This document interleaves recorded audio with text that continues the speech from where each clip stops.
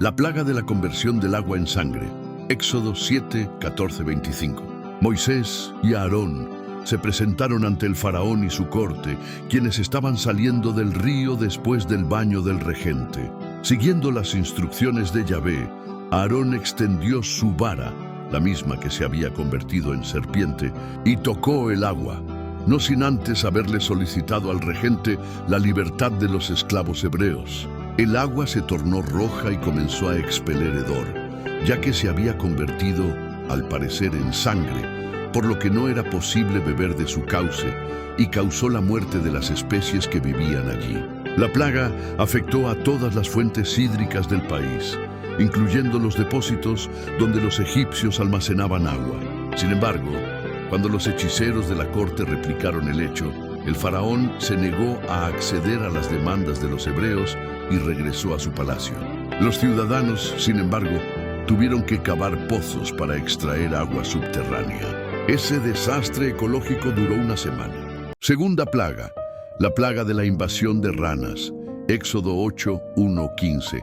Pasados los 7 días de la plaga, y en algún momento indeterminado, Moisés y Aarón regresaron ante el faraón, y ante la negativa a sus demandas, Aarón se dirigió al río, extendió su cayado, y luego de pedir al Dios hebreo su intercesión, empezaron a salir del agua ranas, que eran animales comunes en esas zonas.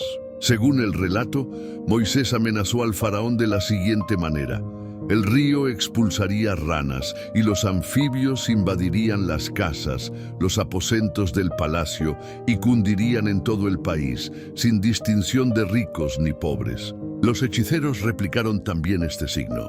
Una vez que las ranas cubrieron el país, el faraón le imploró a Moisés y a Aarón que intercedieran por él y sus ciudadanos ante Yahvé, y ellos, luego de recibir instrucciones del regente, al día siguiente oraron para que se acabara la plaga.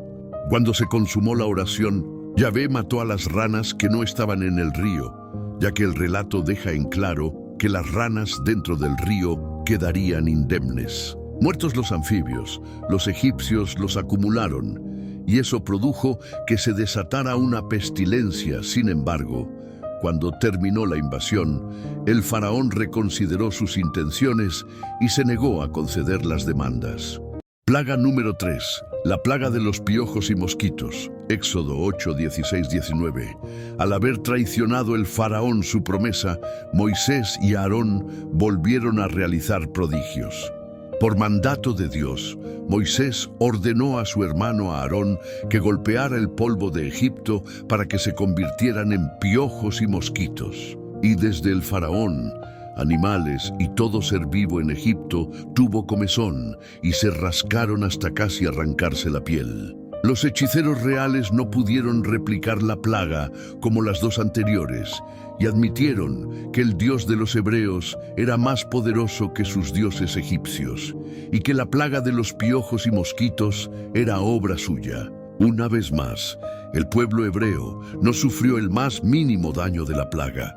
El faraón mandó a llamar a Moisés para que acabara el sufrimiento de su pueblo, y Moisés oró a Dios para que los piojos y mosquitos se fueran de la tierra de Egipto. Pero tal y como Dios había dicho, el faraón endureció su corazón y no dejó al pueblo hebreo partir al desierto. Plaga número 4. La plaga de las moscas. Éxodo 8, 20, 32. De acuerdo al relato, Moisés fue avisado por Dios para que en la mañana visitara la corte egipcia cuando se acercaban al Nilo. Una vez allí, Moisés le exigió al faraón la liberación del pueblo hebreo para hacer sacrificios a Dios, a lo cual el regente se negó. Seguido de esto, Moisés levantó su vara y una nube de tábanos invadió el país. Pero, por previa advertencia de Dios, los insectos no tocaron la región de Gosén, donde vivían los hebreos.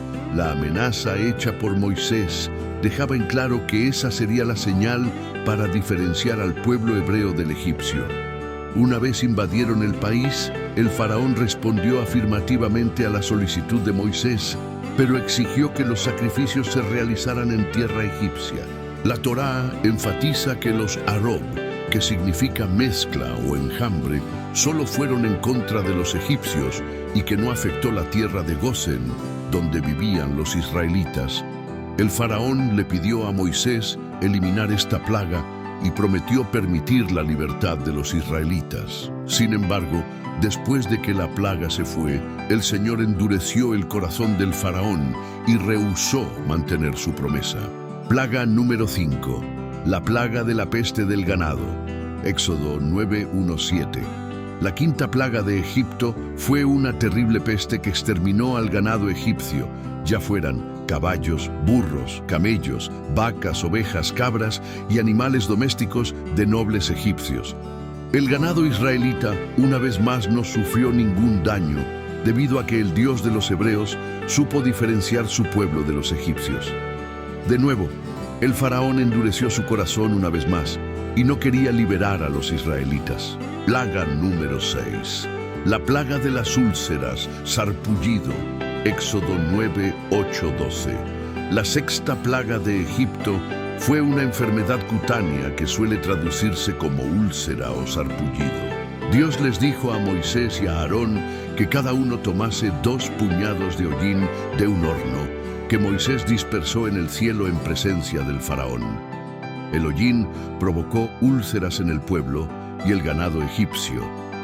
Los hechiceros egipcios resultaron afectados junto con todos los demás y murieron sin poder sanarse, mucho menos el resto de Egipto, pero ninguna de las plagas tocó a los hebreos. Plaga número 7. La plaga de la lluvia de fuego y granizo.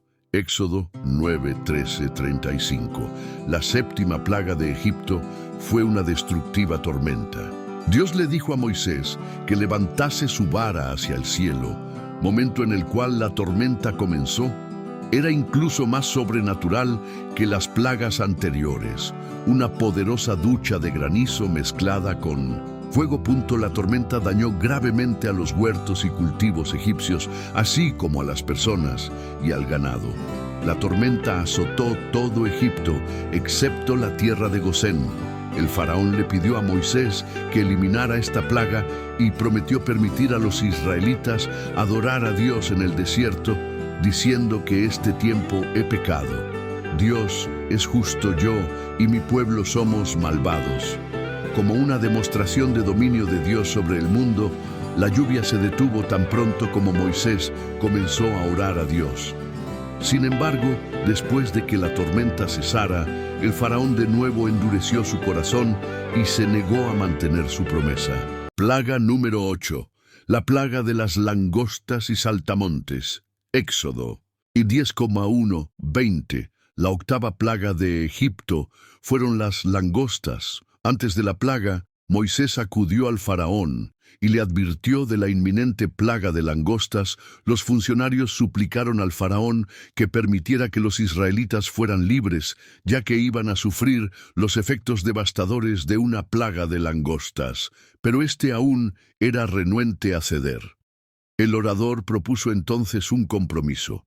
Los hombres israelitas serían autorizados a marcharse, mientras que las mujeres, niños y ganado se quedarían en Egipto. Moisés demandó que cada persona y animal se fuera, pero el faraón se negó. Dios entonces le dijo a Moisés que levantase su vara sobre Egipto y recogió un viento del este.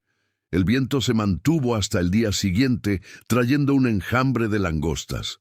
La nube cubrió el cielo, arrojó sombras sobre Egipto y consumió el resto de los cultivos egipcios, acabando con todos los árboles y las plantas. El faraón volvió a pedirle a Moisés que eliminase esta plaga y se comprometió a permitir que todos los israelitas pudiesen adorar a Dios en el desierto. La plaga desapareció, pero de nuevo no permitió a los israelitas salir. Plaga número 9. Plaga de las tinieblas y la oscuridad. Éxodo 10:21-29. En la novena plaga, Dios le dijo a Moisés que estirase sus manos al cielo para que la oscuridad cayera sobre Egipto. Esta oscuridad era tan espesa que los egipcios podían sentirla físicamente. Durante 3 días, nadie podía ver a su vecino ni moverse de su lugar.